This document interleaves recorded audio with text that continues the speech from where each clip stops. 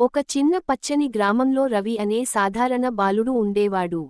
అతను ప్రకృతిని ఎంతో ప్రేమించేవాడు. ప్రతి రాత్రి రవి ఆకాశంలోని నక్షత్రాలను చూస్తూ నగరానికి వెళ్లి చదువుకుని విజయవంతం కావాలని కలలు కనేవాడు. ఒకరోజు మంచి విద్య కోసం రవిని అతని తల్లిదండ్రులు నగరానికి పంపించారు.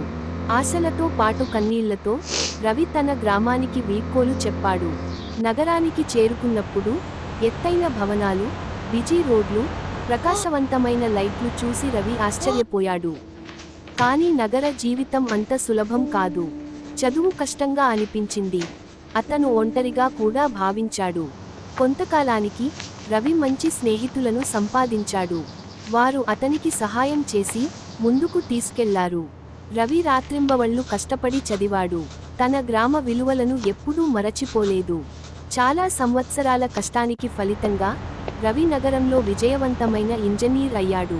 తరువాత తన గ్రామానికి తిరిగి వచ్చి తన ప్రజలకు సహాయం చేసి తల్లిదండ్రులకు కృతజ్ఞతలు తెలిపాడు. రవి చూపించాడు, కలలు, కష్టపాటు, మంచి విలువలు ఉంటే ఎక్కడైనా విజయం సాధించవచ్చు.